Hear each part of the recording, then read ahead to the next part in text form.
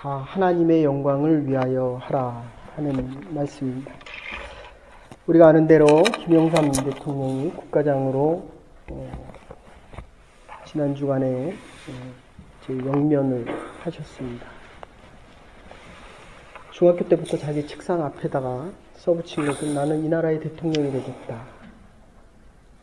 그래서 결국 수십 년, 40년 이상의 야당 생활을 하다가 3당 합당을 통해서 결국 대통령이 되셨습니다. 근데 그분이 쓰신 책에 보면 수십 년의 야당 생활보다 청와대의 5년 생활이 더 외로웠다라고 이야기합니다. 3년에 감금했던 감금 기간보다도 영화로운 영광, 예수님께서 시험 당하실 때 돌을 떡으로 만들어 먹으라는 돈에 대한 문제입니다. 물질에 대한 것입니다. 그리고 두 번째, 성전에서 한번 뛰어내봐라. 권세의 이야기가 될 수도 있고 우리의 체면, 위신에 대한 문제일 수도 있습니다. 그리고 세 번째, 온천하 만국을 다 보여주면서 나한테 절하면 이 세상의 모든 권세, 세상의 권세를 주겠다. 근데 그 시험의 장면을 보시면 두 가지의 조건이 붙습니다. 내가 하나님의 아들이었거든. 사실 이 시험이라고 하는 것은 이 영광된 자리에 나아갈 때에 당하는 것이 시험입니다. 마지막 유언은 화합과 하나 되는, 대한민국이란 나라가 좀 하나가 되었으면 좋겠다. 사실은 이 지역 감정을 만드신 분이 바로 그분입니다. DJ와 JP와 YS가 만들었습니다. 어쩌면 인생을 정리하면서 내가 걸어온 이 인생이 누가 봐도 그 대통령이란 자리, 영광스러운 자리 아닙니까? 그런데 정말 이 영광 중에 세상을 정리했을까? 물론 역사가들은, 그리고 지금 대한민국에 정치하는 분들의 60%는 거의 그분의 손을 다 거쳤습니다. 안상수 시장으로부터 김문수 경기지사, 지금 여당 대표인 김문수, 그리고 홍준표 경상도 지사, 도대체 그분의 손을 안 거친 분이 거의 없을 정도입니다. 그런데 하나 더 얘기하는 거는 시련의 기간은 정말 길었는데 영광의 순간은 정말 짧더라. 여러분, 우리의 인생은, 특히 우리 그리스도인들은 이 땅에 살지만 우리는 하늘에 속한 자들입니다. 오늘 하나님의 영광을 위해 살아가는 방법에 대해서 세 가지가 나오는데, 먹든지 마시든지 무엇을 하든지 다 하나님의 영광을 위하여 하라. 이 말을 조금 바꾸면 원문상으로 조금 다르게 해석하는 이런 뜻입니다.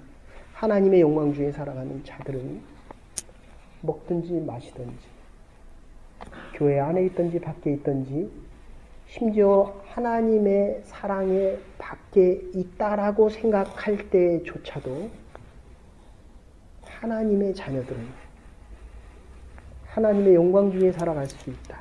이런 말입니다. 그리고 두 번째는 하나님의 영광이 가장 잘 드러나는 곳이 어디입니까? 하나님은 이 땅에 국가를 세우지 않았습니다. 베드로의 신앙 고백 위에 하나님의 교회를 세우셨습니다. 예수님께서 얼마나 그것을 기뻐하셨는지, 바요나 시몬아, 네가 이제 시몬이라고 일컫지 말아라. 너는 이제 피더다, 반석이다. 너의 믿음의 고백 위에 내가 하나님의 교회를 세우겠다. 물론 구약 성경에 보면 하나님의 영광의 임재가 여러 곳에서 나타납니다. 가시나무 덜기에서 모세가 하나님의 영광, 하나님을 만날 때 하나님께서 말씀하십니다. 네가 나를 보면 죽으리라. 어쩌면 저와 여러분들이 하나님의 영광을 얼마나 소망하고 바라면서 살아갑니까? 근데 그 하나님의 영광이 얼마나 큰지 이 영광을 보면 죄 많은 우리들은 이거를 감당하지 못하고 죽을 수밖에 없다는 것입니다.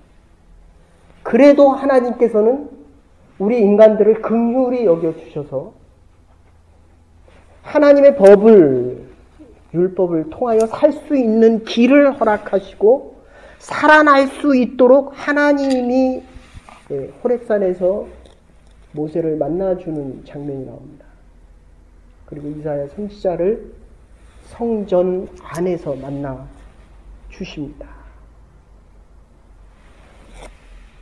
예수님께서 시험 당하실 때의 장면도 이 두 번째 시험은 성전에서 뛰어내려 봐라.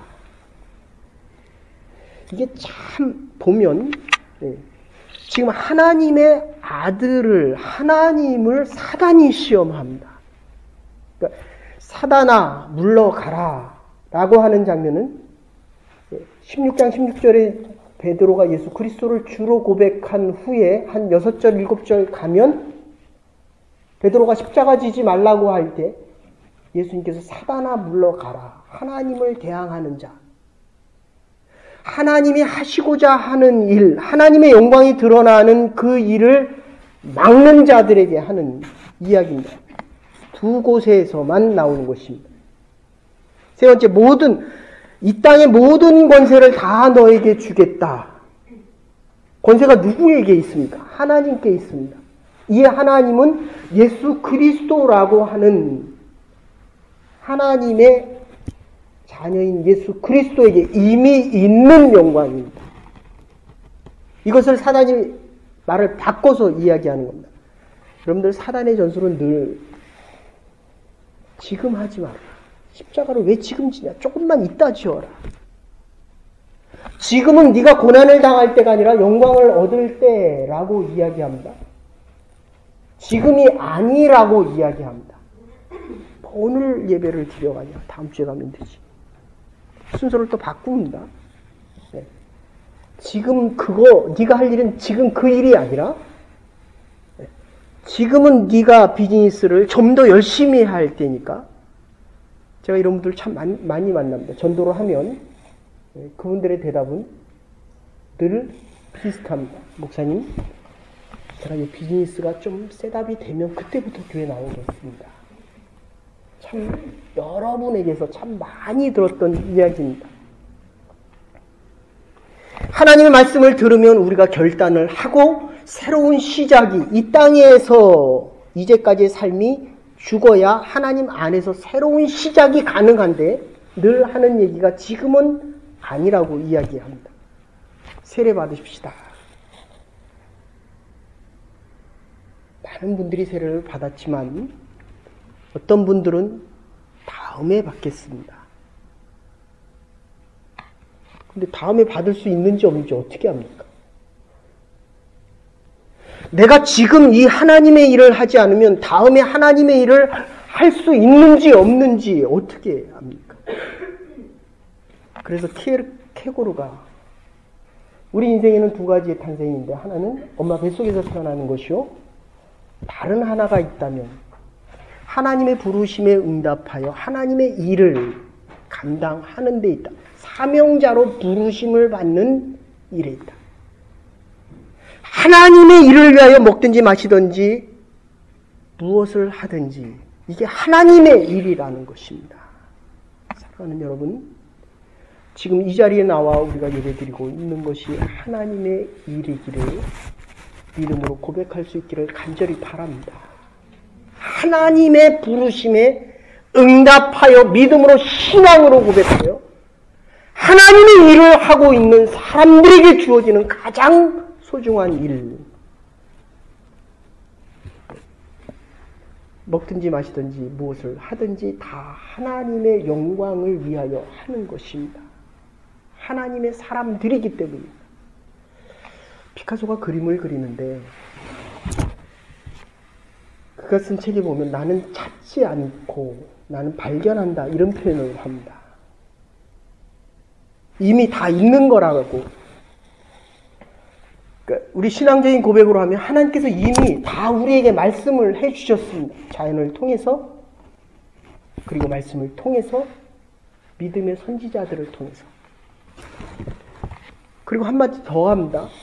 나는 보는 것을 그리는 것이 아니라 나는 생각하는 것을 그립니다. 보여지지 않는 것까지도 그릴 수 있는 것. 생각할 수 있는 것들입니다. 믿음의 고백으로 좀 더 이야기하면 하나님께서는 우리가 생각할 수 없는 것까지도 말씀하십니다. 이게 계시입니다. 계시에 대해서는 몇 주 전에 말씀드렸기 때문에 더 이상 말씀드리지 않습니다. 하나님이 우리를 찾아와 주셔서 하나님께서 우리에게 말씀하시는 것입니다. 근데 어떤 때는 하나님께서 우리에게 우리가 알고 있는 우리의 방법대로 말씀하시기도 하지만 어떤 때는 우리가 모르는 방법, 내 지식의 한계 때문에 하나님이 말씀하시는 것을 말씀하셔도 잘 못 듣는다는 겁니다. 말씀을 전해도 그렇습니다. 제가 새벽기도 때는 요새 4번의 설교를 한 번에 하고 있습니다. 그러면 이 마음에서는 정말 많이 전하고 싶은데 제가 리타이어 할 수 있을 때까지 하나님의 말씀을 전할 수 있으면 얼마나 좋겠습니까?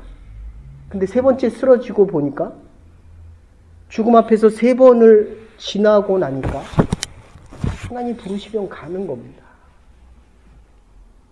하나님이 허락하실 때까지만 사는 것입니다. 그 말은 조금 바꾸면 하나님 부르실 때가 가장 우리에게 유용한 시간이고 더 이상의 시간 필요 없는 것입니다. 물질도 마찬가지입니다. 물질이 많은 사람이 있지만 적은 사람이 있습니다. 적어도 하나님의 뜻대로 쓰면 많은 것보다도 더 하나님의 영광을 드러낼 수 있다. 여러분이 아시는 대로 김태촌이라고 하는 사람이 있습니다. 조폭의 대부입니다.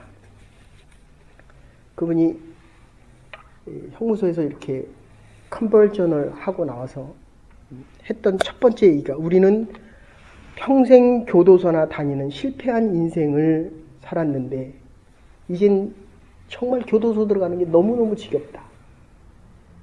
이제 새로운 인생을 살고 싶다. 나는 새 사람이다. 나는 이제 하나님을 믿는 사람이기 때문에 그리스도인으로 살아가겠다라고 했습니다. 2년 3년 있다 또 들어갔습니다. 그분이 한 이야기가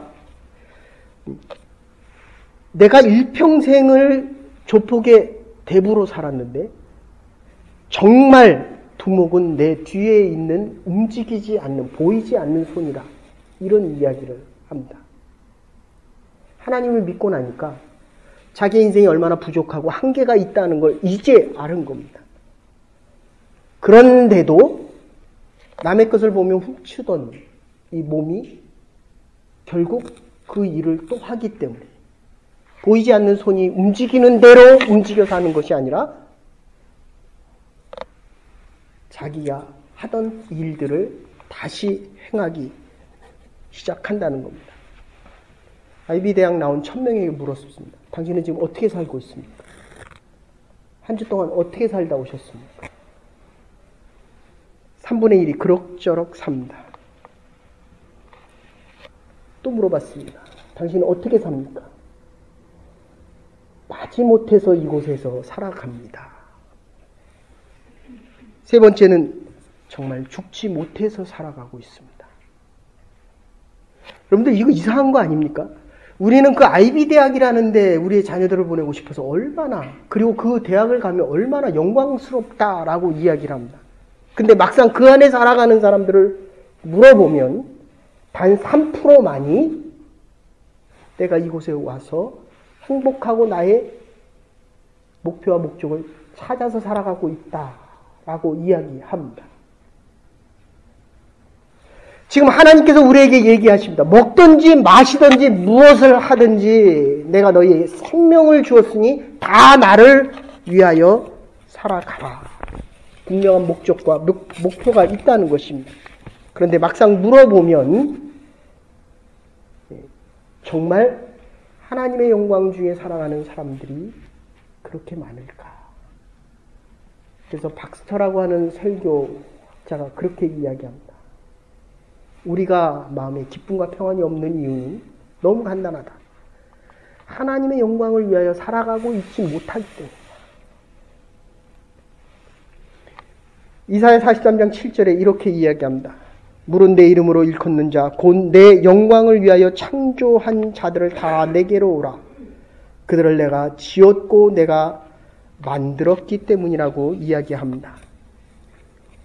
대상 16장 28절에 29절 만방의 족속들아 영광과 권능을 여호와께 돌릴지어다. 여호와께 돌릴지어다. 여호와의 이름에 합당한 영광을 그에게 돌릴지어다. 예물을 가지고 그 앞에 들어와 아름답고 거룩한 곳으로 여호와께 경배할지니라.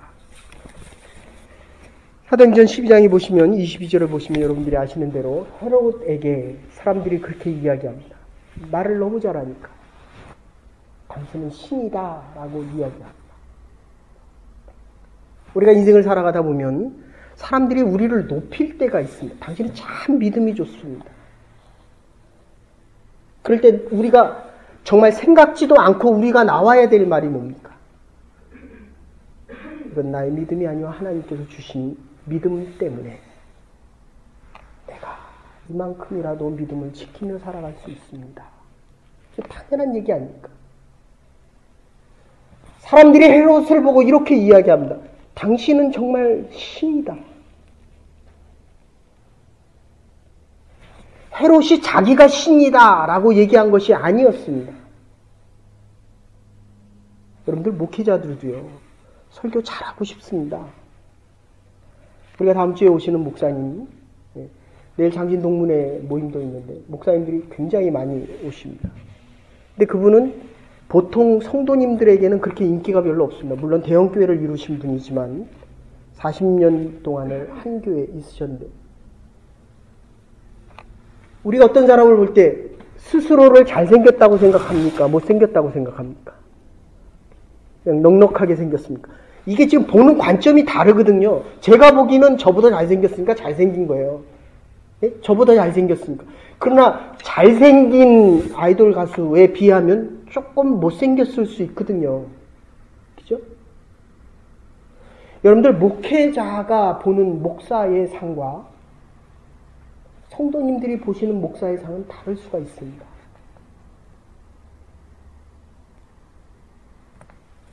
그래서 내일 말씀하시는 그 내용이 이 정도 목회라는 말씀을 하십니다. 저는 개인적으로 바라는 게 있다면, 내가 하나님의 부르심 속에 응답한 이 부르심이 10년 후나 20년 후나 지금이나 주님 앞에서는 그때 그날이나 이게 좀 변함이 없었으면 좋겠습니다. 세상에선 싫어하죠. 세상은 빨리 바뀌어야 됩니다. 세상에서 사람들이 정말 너는 대단하다라는 말을 듣고 싶어 합니다. 그런데 하나님 보시기에는 별로 대단한 게 없습니다. 아무리 높은 빌딩도 위에 올라가면 높낮이가 없습니다. 하늘에서 보십시오. 다 네모따랗게 보일 뿐입니다. 우리가 이 땅에서 아무리 영광스러운 자리에 있다라고 해도, 대통령으로 죽어가도 하나님 앞에 가서 대통령으로 쓰겠습니까? 믿었느냐 믿지 않았느냐, 하나님의 사람으로 살았느냐 살지 않았느냐, 이 하나만을 묻겠다는 것입니다. 그래서 오늘 이렇게 이야기합니다. 너희들은 하나님의 교회에 거치는 자들이 되지 마라. 하나님께서 이 땅에 만드신 것은 나라와 국가도 아니고 가정과 교회입니다. 하나님께 대항하는 자, 세탄이라고 한다면 하나님의 교회에 거치는 자, 하나님의 뜻을 거스르는 것입니다.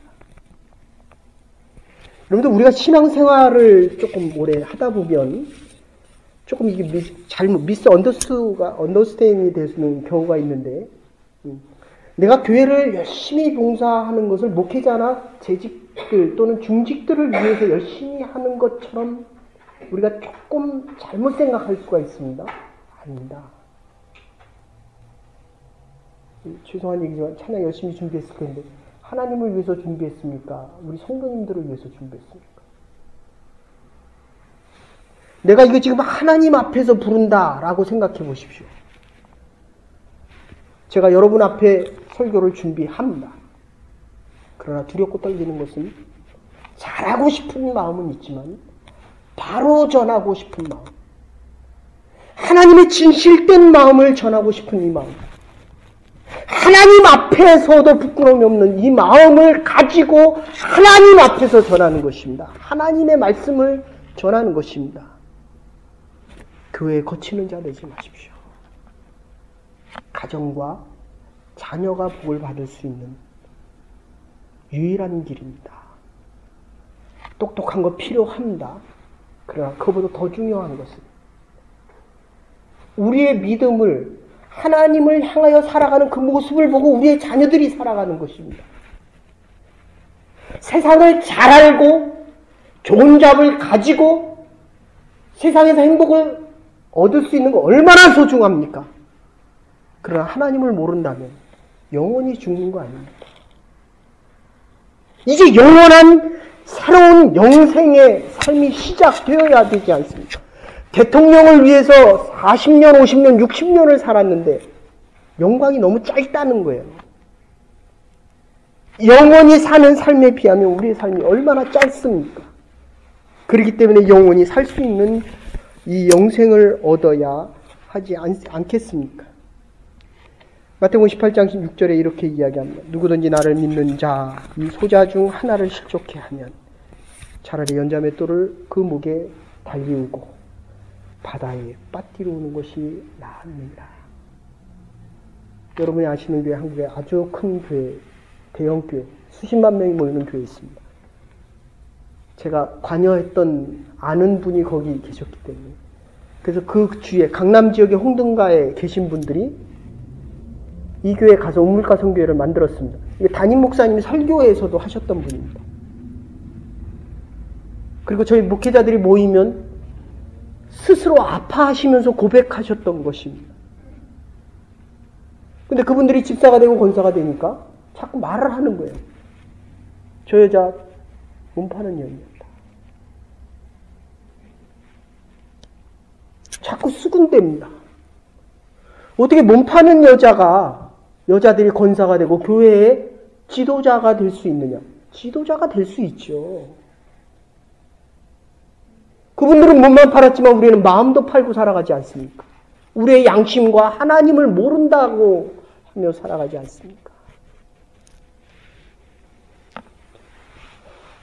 모든 사람들을 받아들일 수 있고 용납할 수 있고 모든 사람들이 쉴 수 있고 모든 사람들이 하나님을 만날 수 있고 모든 사람들이 기뻐하면서 모든 사람들이 하나님의 영광 중에 하나님의 교회에 거침이 없어야 하는 것. 이게 하나님의 교회입니다. 그래서 칼빈은 하나님을 아버지라고 부르는 사람들은 교회를 하나님의 어머니라고 부를 수 있어야 한다고 말합니다. 우리 한 손을 나의 삶을 영위하기 위해서 모아야 한다면 두 손을 다 모을 필요는 없다는 겁니다. 한번 펴보십시오. 그럼 이 편손으로 하나님의 손을 잡을 수 있습니다. 세상의 것 다 잡겠다고 움츠리고 여러분 돌아가실 때는 손을 다 핍니다. 우리 아이들이 태어나면 그들은 손을 부여잡고 있습니다. 돌아가시면서까지 손을 잡은 분은 아무도 없습니다. 손을 펴야지만 영원한 하나님의 생명의 손을 잡을 수 있기 때문이다. 세 번째로는 나와 같이 모든 일에 모든 사람을 기쁘게 하고 나의 유익을 구치 말고 많은 사람의 유익을 구하라고 이야기합니다. 헨리 포드가 봉사를 주로 하는 사람은 흥하고 흥하지만 이득을 주로 하며 살아가는 사람들은 쇠하고 쇠한다고 이야기합니다.